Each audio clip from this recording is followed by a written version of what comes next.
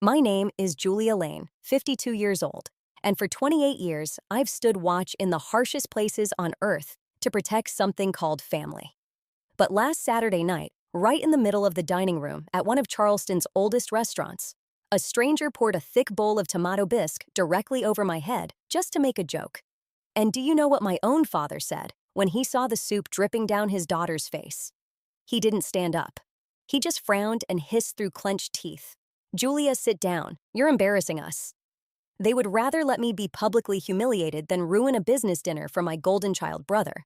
They thought I would cry or scream. They didn't know that right in that exact moment of absolute silence, I decided I was done being the good, compliant daughter. If you've ever been the scapegoat in your own home, if you've broken your back to carry the load only to be stabbed in the back by your own blood, stay here, because the price my family is about to pay will be counted in debt papers they never saw coming. Leave your local time in the comments if you've ever experienced this kind of betrayal.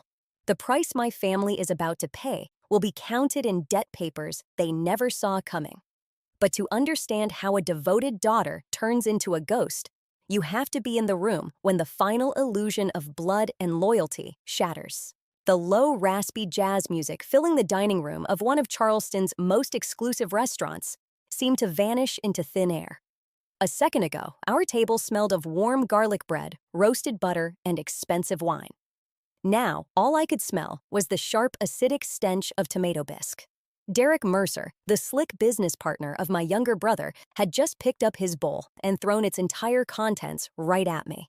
Thick, dark red soup dripped heavily from my collar, sliding down the front of my expensive cream silk blouse. It was cold, sticky, and completely humiliating. Derek stood there casually adjusting the cuffs of his custom-tailored shirt. He let out a loud, arrogant scoff, making sure his voice carried across the quiet room. "Look at her," he announced, a cruel, mocking grin spreading across his face. Too much of a coward to even fight back. A few muffled laughs drifted over from the surrounding tables. The wealthy patrons of the restaurant paused their expensive dinners to watch the show. Derek had his audience, and he was soaking up every single second of it. I didn't look at the man who had just humiliated me. My eyes locked onto the people sitting across the round candle-lit table. My family. The people I had spent my entire adult life trying to protect, the ones I had always supported without question. My mother immediately brought a hand up to her mouth. She wasn't gasping in horror at what had just been done to her daughter. Her wide, panicked eyes were darting around the room, desperately scanning the shadows to see if any of her country club friends were witnessing the scene. She was terrified of the gossip, completely indifferent to the abuse. Sitting next to her was Caleb, the golden child, the son who could literally do no wrong in their eyes. He didn't jump up. He didn't defend his sister. He simply leaned back in his tufted leather chair, a slow, satisfied smirk creeping onto his face as he lazily swirled the amber bourbon in his heavy crystal glass. The ice clinked gently, a mocking soundtrack to my public degradation. And then there was my father, William Lane, a man who had spent his entire life lecturing me about legacy manners and the pristine reputation of the Lane family name. I watched him slowly lean forward over the table. I waited for the anger, for the protective instinct of a father to finally show up. Instead, his eyes were cold and filled with absolute, unfiltered disgust. He wasn't looking at Derek. He was looking at me. "Julia, sit down." He hissed, his voice a low, venomous whisper. "Do not make this worse than it already is. You are embarrassing us." My chest tightened. It was a sharp physical pain, a final exhausting ache for the concept of family. For a brief, agonizing second, the little girl inside me wanted to scream, to ask why I was always the one being sacrificed so Caleb could shine. I had faced down real danger in the worst corners of the world, but the deepest, most lethal wound I had ever received came from across a dinner table delivered by my own father. But that weakness only lasted for 3 seconds. I closed my eyes. I focused on my breathing. In, out. 1, 2, 3. My heart rate slowed down, settling into a calm, steady rhythm. The pain vanished, replaced by an ice-cold, blinding clarity. I wasn't going to yell. I wasn't going to cry. I slowly reached up to my shoulder and picked up the empty ceramic bowl Derek had left resting there. The entire dining room held its breath, waiting for an explosion. I lowered the bowl and placed it deliberately on the edge of the table. I looked straight into Derek's eyes, my face completely blank. Then, with a casual, effortless flick of my wrist, I pushed it. The heavy bowl hit the solid hardwood floor. The loud, sharp sound of shattering ceramic echoed through the silent room, violently tearing through the fake, polite atmosphere of the Southern elite. The sudden noise made Caleb flinch, spilling a drop of his precious bourbon. "You just made a very serious mistake," I said. My voice was low, flat, and completely drained of emotion.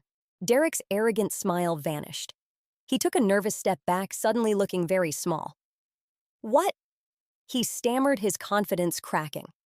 "Are you going to call a lawyer?" "No," I replied simply. I turned my back on them and walked straight toward the heavy wooden doors of the restaurant. I didn't look back. The carefully constructed illusion of the Lane family was about to crumble into dust. And Derek Mercer was nothing more than the idiot who lit the match. But this brutal collapse didn't begin tonight with a ruined silk blouse and a broken bowl. The real end of this family had already taken root. It started exactly 4 months ago. To understand the cold clarity that took over my mind after that broken bowl, you must look past the bright restaurant lights and step into the damp chill of a Charleston autumn.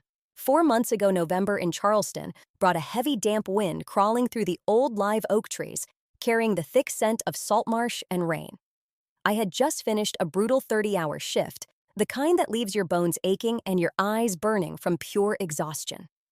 I sat at the small kitchen table in my cramped, rented apartment, slowly sipping bitter black coffee, trying to find energy to unpack my heavy bags. The quiet room was suddenly broken by the sharp chime of my phone. I didn't even need to look at the screen to know it was the automatic bank notification showing the monthly deductions.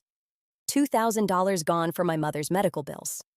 Another $600 pulled out for emergency heater maintenance at my parents' house on Trad Street. For over 15 years, those bills had been tied directly to my salary, paid automatically every single month, without a word of appreciation. It had become an unwritten rule, a baseline reality that my family accepted as easily as the sunrise. Nobody ever called to thank me, and nobody ever asked how I managed to cover those steep numbers on a tight budget. To them, my hard-earned money was just a resource to be harvested. Later that afternoon, pushing past deep fatigue, I drove to my parents' house to check on my mother. Walking up the porch steps, the cheerful sound of loud laughter and clinking glasses drifted through the heavy front door. I paused, the cold air biting my neck, and looked through the glass pane. Inside the lit room, the air smelled of cheap cinnamon candles and roasted pecans. Caleb stood in the center, wearing a perfectly pressed navy suit, holding a beautifully wrapped box from the most expensive pastry shop in the city. My mother looked radiant, taking the box, her face lighting up with joy as she praised her thoughtful son. My father stood beside him, proudly patting Caleb's shoulder, loudly, telling relatives how lucky they were to have such a reliable man as the true backbone of this family. They were a perfect portrait of domestic happiness, completely oblivious that the check paying for the roof over their heads bore my name, not his. I stood on the dark porch, frozen, an invisible ghost, watching a family that had completely erased my existence. I reached out to turn the brass doorknob, but Caleb's smooth voice drifting through the half-open window made my hand freeze. He was alone in the hallway with my mother. "You don't need to worry about that upcoming bank loan, Mom," Caleb said, his voice entirely too relaxed, sliding out like grease.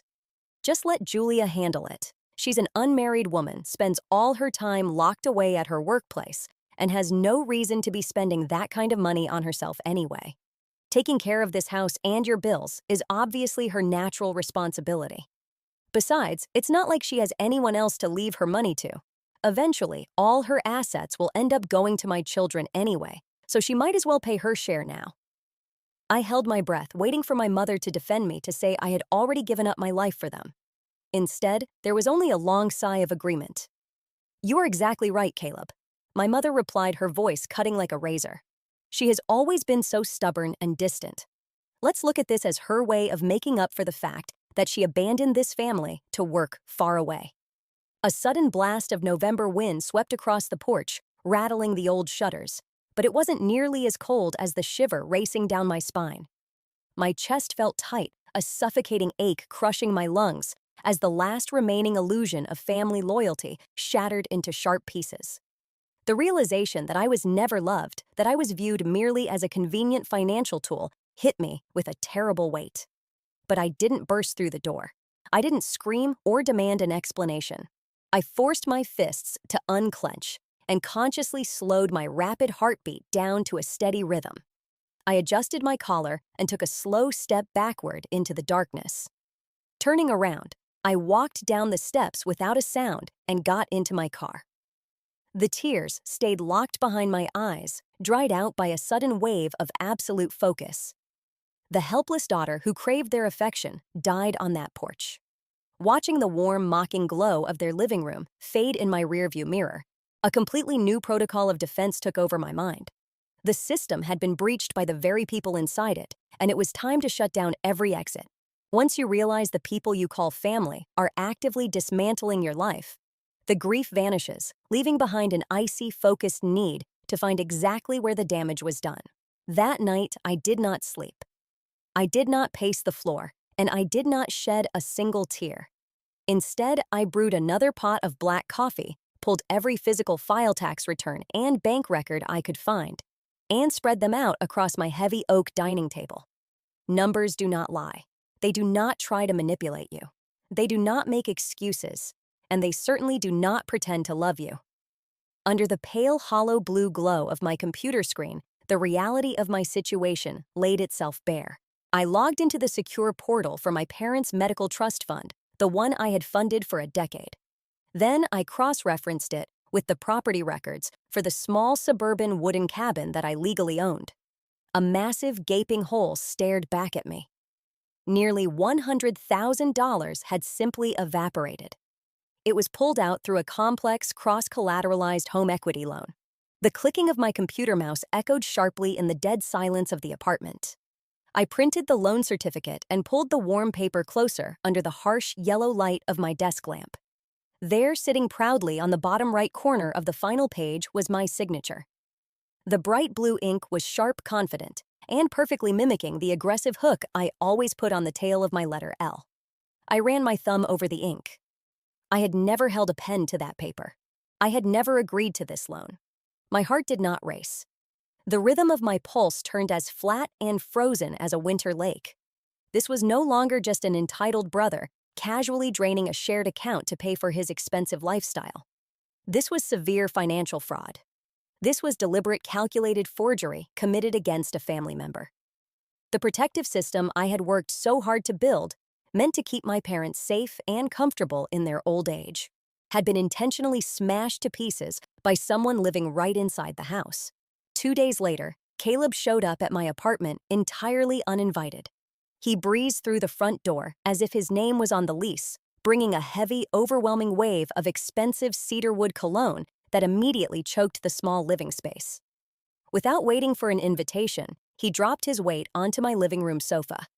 He leaned back, crossing his legs, his eyes casually scanning my furniture, my television, my books. He evaluated my belongings with the lazy, calculating look of a man who was deeply accustomed to owning whatever he wanted. I stayed perfectly still, watching him from the shadows. I walked to the kitchen, poured a simple glass of ice water, and set it on the coffee table in front of him. Keeping my voice entirely neutral with a casual, indifferent tone, I vaguely mentioned that the reserve fund tied to the suburban cabin seemed to be draining much faster than usual. He did not even blink. Caleb gave me that familiar, polished salesman's smile, the one that won over his wealthy clients and charmed our mother. His voice dripped with artificial sweetness, layered over a deep, insulting condescension. "God, you are always so paranoid." He chuckled, waving his hand dismissively, as if swatting away a fly. "I just moved some capital around to cover a few short-term business expenses and get Mom some of that new physical therapy equipment she wanted. You make plenty of money out there working all the time. Why do you always have to be so incredibly cheap over a few dollars when it comes to your own flesh and blood?" He reached for the glass, taking a slow sip, completely full of himself. He was convinced he had just delivered a flawless performance, tying his theft to our mother's health to trap me in guilt. I sat in the dark corner of the room, my hands folded calmly in my lap, my eyes locked onto his every movement. I did not look at him with the burning anger of a sister who had just had her savings stolen. I looked at him the way you watch a completely oblivious man stepping directly onto a loaded landmine. Caleb saw my quiet posture and smiled again, entirely convinced that my silence was the same tired submission he had grown used to over the years. He had absolutely no idea that when your own blood breaches the walls of your life, staying perfectly silent is just the very first step in locking down every single exit.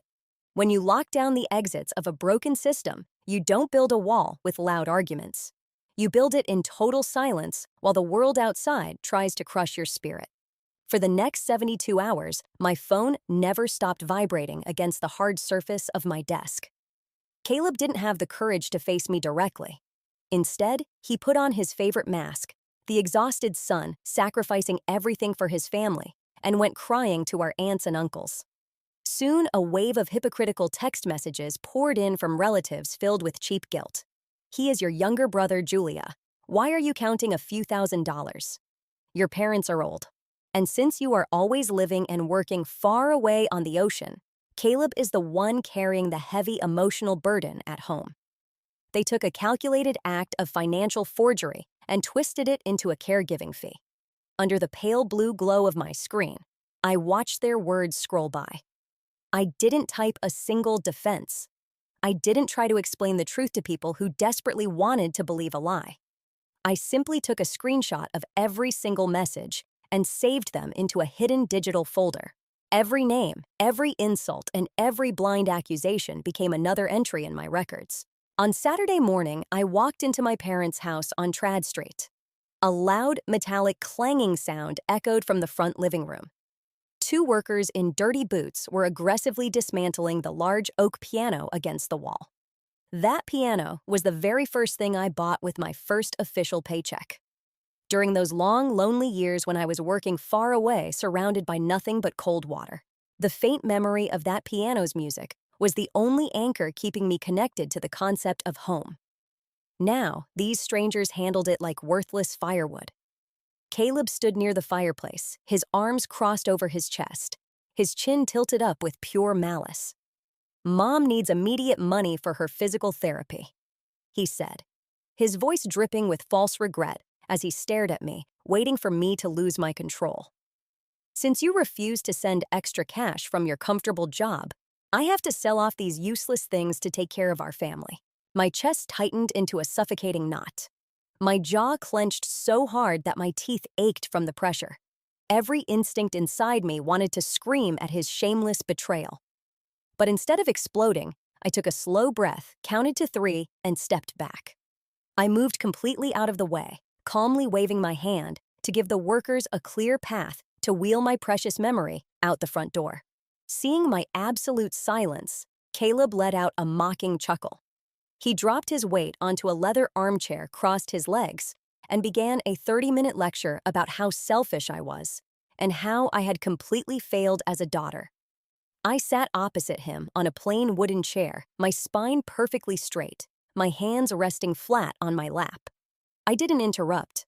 I let him speak, allowing his massive ego to swell.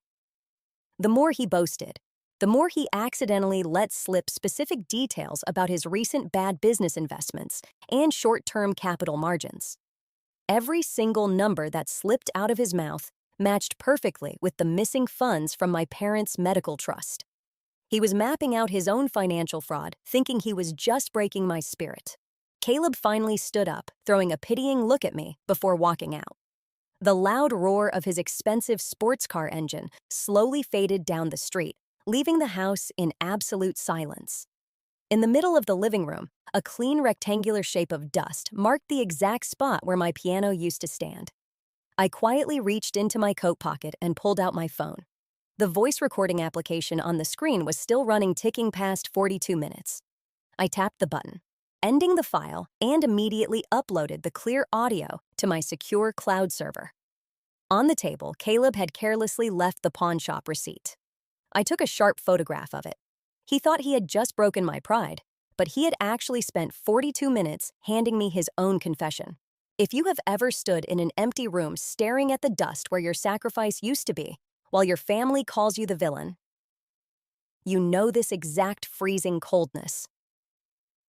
I am standing at the edge of this trap alone, and I need to know how many of you are standing with me. If you can feel the weight of this betrayal, please support this story by liking this video, leaving a comment with the word silence below, and subscribing to the channel.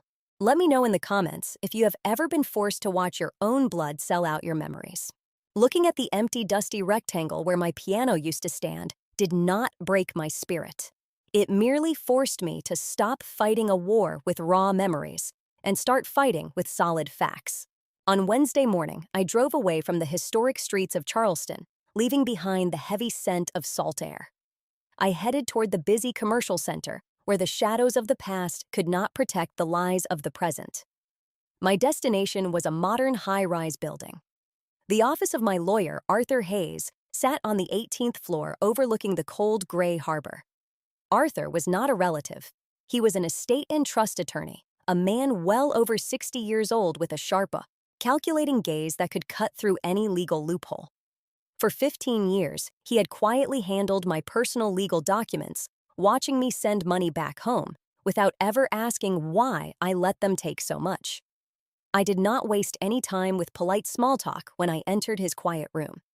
I sat down on the cold, stiff leather chair opposite him, took a deep breath, and placed a black USB drive along with a stack of crumpled bank statements onto the dark mahogany table.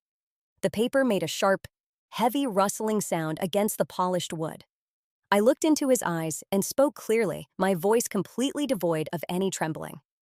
I told him I needed an independent financial review of my parents' medical trust fund and the complete mortgage history of my suburban cabin. Arthur did not say a word at first. He reached for his coffee mug, took a slow sip of the bitter black liquid, and then plugged the USB drive into his computer. The quiet clicking of his keyboard was the only sound in the large room for 5 agonizing minutes. I watched his face as his eyes moved across the digital copies of my forged signatures, the text messages from my relatives, and the secret bank transfers Caleb had arranged. Slowly, the skin around his jaw tightened, and his expression turned completely stiff. He finally stopped scrolling, slowly took off his gold-rimmed reading glasses and rubbed his eyes. When he looked up at me, his face was filled with a deep, heavy sympathy, but his voice carried a very strict warning. He leaned forward over the mahogany desk, lowering his voice to a serious whisper. He asked me if I truly understood what would happen the moment he stamped his legal seal on these documents and submitted them to a public courtroom.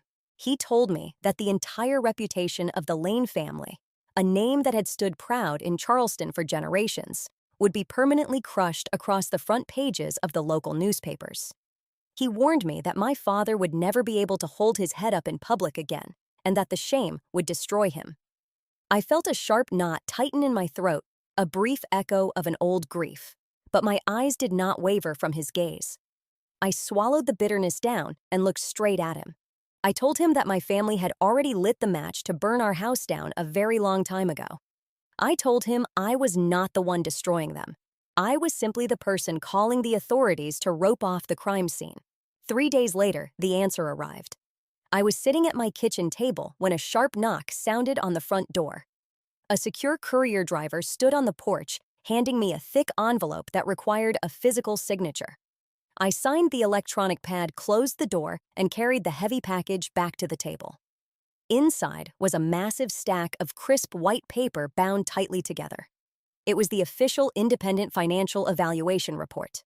I began to flip through the pages, my eyes tracking the cold, undeniable trail of money. Every single page was filled with columns of figures pointing directly to a massive, deliberate pattern of theft. Dozens of large cash withdrawals had been pulled out over the past 2 years under the false guise of my mother's medical expenses.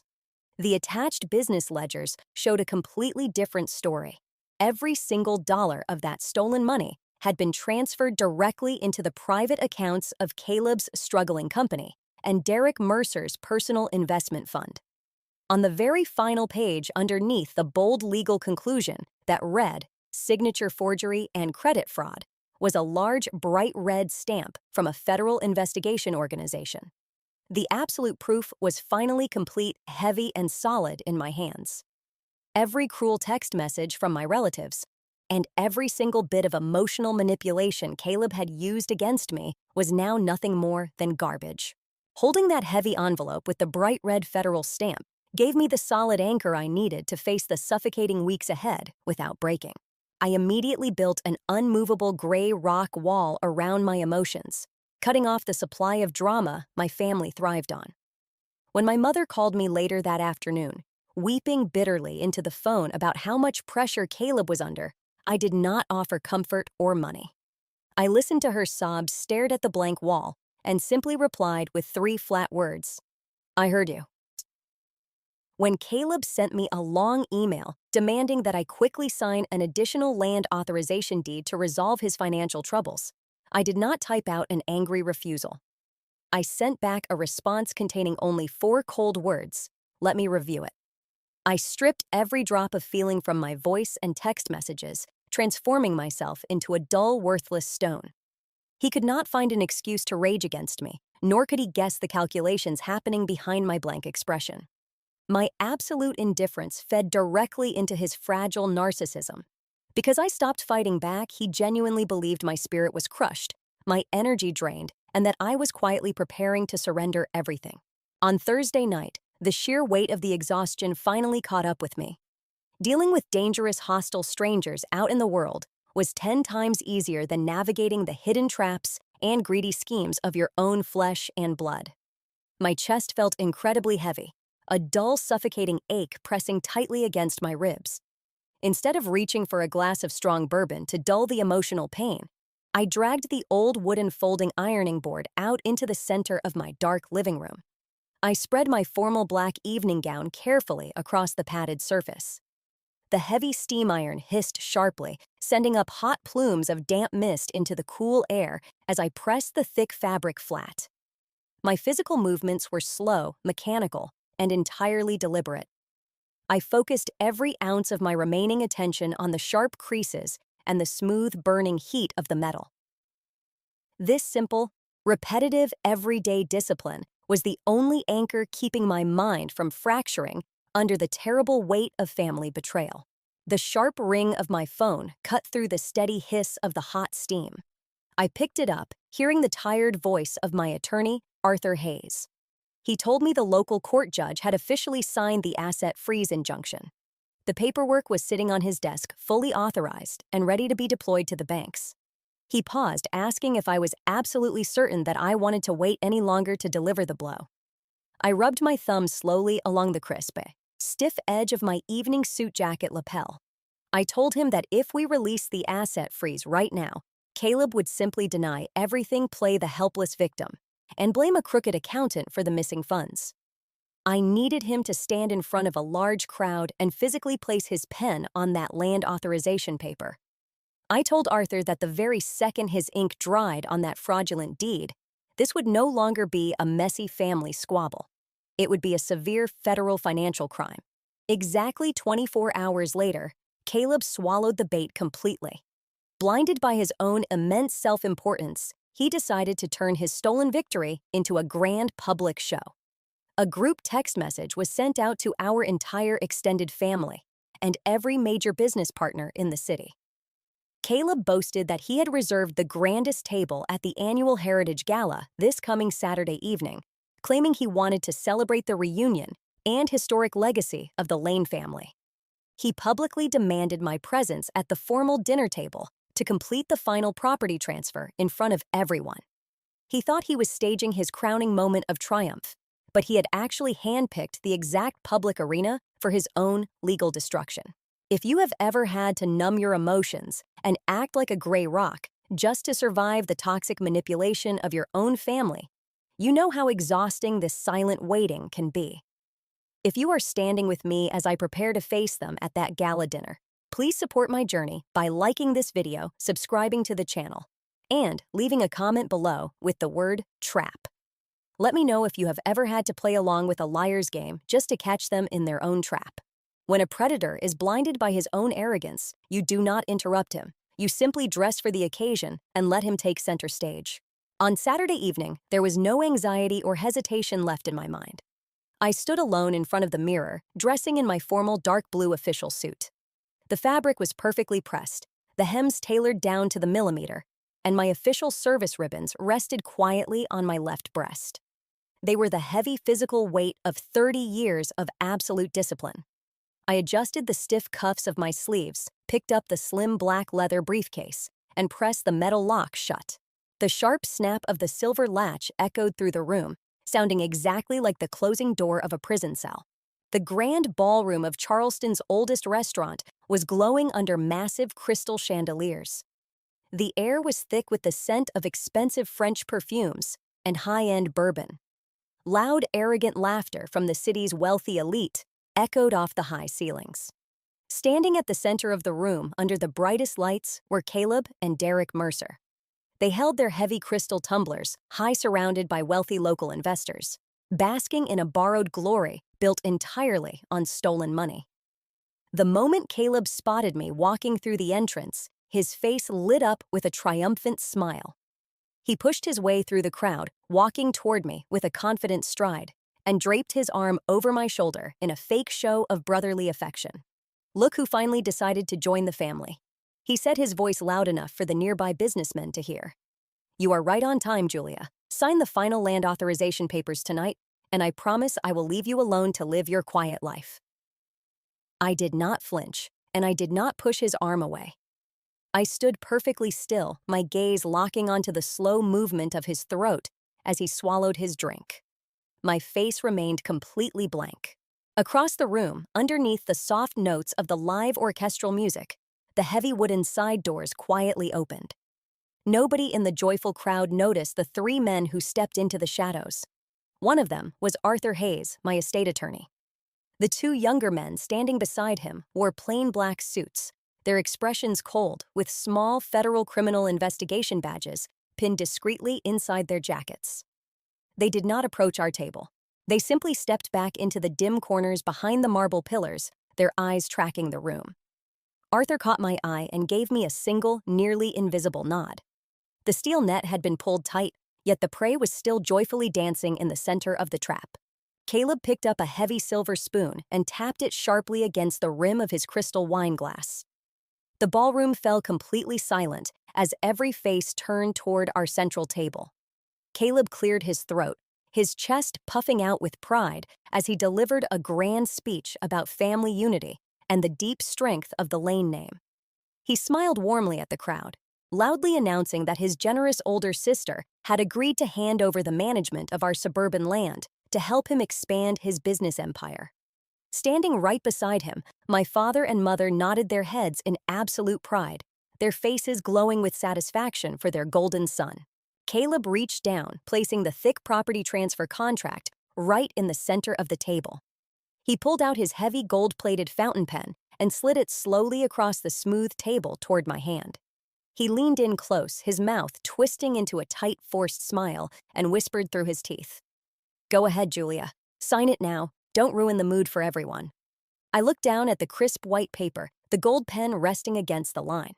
My hands remained flat on the table, my lungs moving slowly, keeping my breath at a steady rhythm of one count every 3 seconds. The gold pen rested against the crisp white paper, catching the harsh yellow light of the grand chandelier as my family waited for me to finally bend to their will. Caleb's brow furrowed into a tight, impatient line when he noticed my hands remained perfectly still against the dark wood of the table. Around us, the polite chatter of Charleston's elite began to quiet down into curious whispers.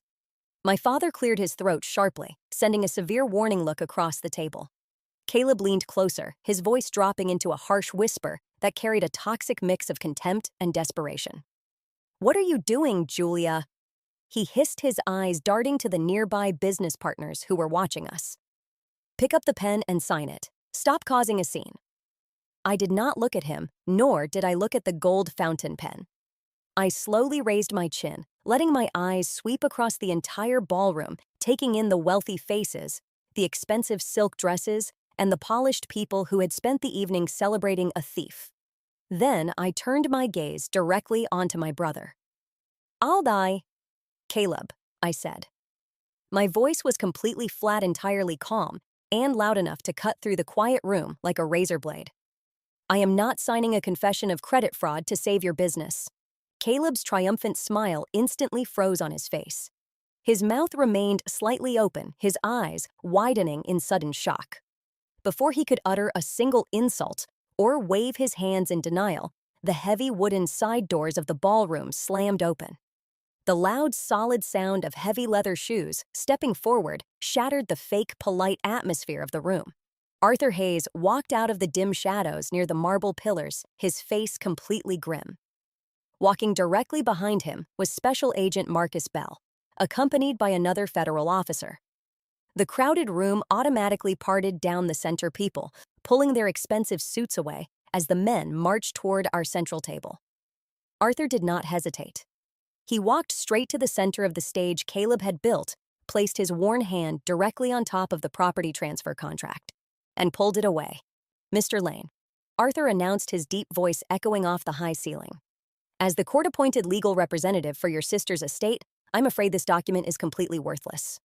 He opened his leather case, pulled out a thick stack of official papers covered in bright red stamps, and dropped them heavily onto the table. The sharp slap of the papers hitting the wood sounded like a gunshot in the dead silence that had taken over the room.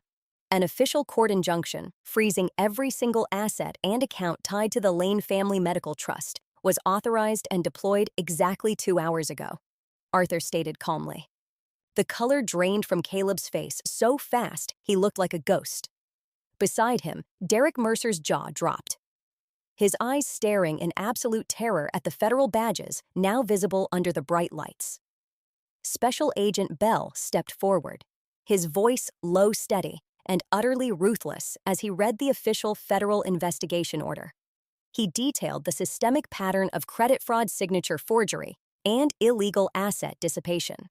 Every dollar they had stolen over the past 5 years under the false label of my mother's medical expenses had been traced.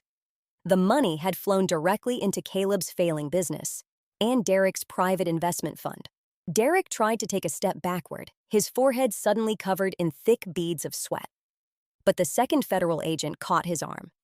A loud metallic click echoed through the silent ballroom as the cold metal handcuffs locked tightly around Derek's wrists. The arrogance that had defined him a few days ago was completely gone, replaced by a pathetic, trembling fear. Suddenly, the tarnish of a federal criminal investigation filled the air, and the social isolation was instantaneous. The crowd of wealthy business partners, neighbors, and country club friends simultaneously took 3 massive steps backward. Nobody spoke a word. Nobody defended them. They looked at Caleb and my parents as if they were infected with a deadly plague. Caleb was shaking violently, his breathing turning into shallow, panicked gasps. He turned to our parents for protection, but my father's knees had completely given out, and he collapsed heavily into his chair, staring blankly at the stamped federal documents. In total desperation, Caleb looked at me. His eyes begged for mercy, silently pleading for me to use my position and authority to shield him from the law. I stood up, slowly smoothing the front of my jacket. I calmly fastened the center button, looking down into his terrified, broken eyes with an absolute freezing indifference. "The accounts are permanently frozen, Caleb," I said, my voice cutting through his panic. "Welcome to the real world where adults have to pay for their own lives." I turned my back on the shattered illusion of the Lane family and walked away. Leaving the shattered illusion of the Lane family behind simply meant I had to stand in the quiet ruins of the room and face the final strike of a dying ego. The glittering crowd of wealthy relatives and business partners had completely vanished within minutes, running away from the legal bomb that had just exploded. The grand ballroom that had been filled with arrogant music and fake smiles was now hollow, trapped in a suffocating silence. All that remained of Caleb's celebration were half-drunk crystal glasses stained with red lipstick and the stale stench of cigarette smoke hanging in the air. The staff had turned off most of the chandeliers, leaving only dim bulbs that cast distorted shadows across the space. I slowly packed the thick stack of financial statements back into my leather briefcase, pulling the silver zipper closed. I picked up my dark wool coat, draping it over my shoulders. As I turned toward the exit, a figure stepped out from the shadows behind a marble pillar blocking my path. It was Caleb. Without his crowd of wealthy investors to cheer him on, the polished image of the successful Charleston businessman had dissolved. His expensive custom suit looked loose on his frame, and he looked incredibly small under the dim yellow light. Yet, his toxic ego refused to accept defeat. He was desperately trying to clutch at whatever psychological power he had left. He did not apologize for stealing nearly $100,000 from our parents. Instead, he launched a direct, vicious attack on my morality, using the exact emotional manipulation he had used against me for 30 years. His eyes were heavily bloodshot, wild with panic, as he stood directly in front of the exit doors. "Are you happy now, Julia?" He hissed, his voice trembling as he forced the words through his clenched teeth. "You just dragged our family through the dirt, exposing our private matters to a room full of strangers. Mom and Dad raised you, they supported you, and this is how you repay them. You are so utterly heartless and ungrateful, destroying your own brother's entire life over a few miserable dollars. Do you not fear karma for what you have done to your own blood?" I stood perfectly still in the middle of the empty, darkened ballroom. I did not feel a single spark of anger, and I did not feel the urge to cry. My lungs moved slowly, keeping my breathing at an even, controlled rhythm. I looked directly into his frantic, hateful eyes and began a clean, precise surgery of the truth, slicing through his web of lies without hesitation. "I did not push you into a corner." "Caleb," I said, my voice completely flat, echoing sharply against the high ceiling. "Your own endless greed built that dead end, and you chose to walk into it all by yourself. Do not drag our parents into this conversation to shield your crimes. Blood and family are nothing more than tools for you to use for extortion and guilt. You never loved this family. You simply drained this house and stole my savings just to feed your own hollow vanity." The absolute truth tore through his remaining defense like a razor blade. Caleb stood completely frozen, trembling under the weight of my words. For the first time in his life, his smooth salesman tongue failed him. He looked at me, his lower lip shaking, and stammered, "So what now? Are you just going to walk away and cut us off? The entire family will hate you. They will call you an ungrateful monster." I lifted my briefcase, adjusted the dark coat on my shoulders, and walked straight past his trembling frame without giving him a single backward glance. "What they choose to think is no longer my business," I replied, as my leather shoes clicked sharply against the hard floor toward the exit doors. "From this exact moment on, I officially stopped paying for the privilege of being exploited by you. Never look for me again." Watching the lights of that empty ballroom fade behind me, I knew the heaviest chain of my life had finally been broken. If you have ever had to stand your ground against a toxic family member who tried to make you feel guilty for protecting yourself, you know how much strength it takes to say no. Please support my journey to true freedom by liking this video, subscribing to the channel, and leaving a comment below with the word "free." Let me know if you have ever had to completely cut ties with toxic blood to save your own peace of mind. Walking out of those heavy double doors and into the cool, damp Charleston air felt exactly like stepping out of a suffocating cage. Late that night, I drove back to my small, quiet house on the edge of the city. The space inside was neat, simple, and warm, offering a sharp contrast to the chaotic, expensive ballroom I had just left behind. I closed the front door and turned the heavy metal deadbolt. The sharp, solid click echoed through the silent hallway, permanently shutting out the noise, the drama, and the endless demands of the outside world. I walked into the bedroom, took off my dark formal suit, and unclasped the cold metal watch from my wrist, setting it down on the wooden nightstand. Shedding those formal clothes felt like dropping a massive physical weight that I had been dragging around for decades. The obligation to carry the toxic burden of my relatives was officially over. I walked into the kitchen, boiled some water, and brewed a simple cup of hot tea. Holding the warm mug in my hands, I let out a long, deep breath from the very bottom of my chest. The cancer had finally been cut out. The bright screen of my phone suddenly lit up the dark kitchen counter. It was a new group text message from the extended family. They had waited until they were safely away from the federal agents to start their usual guilt trips. The messages contained the exact same manipulative words I had heard my entire life.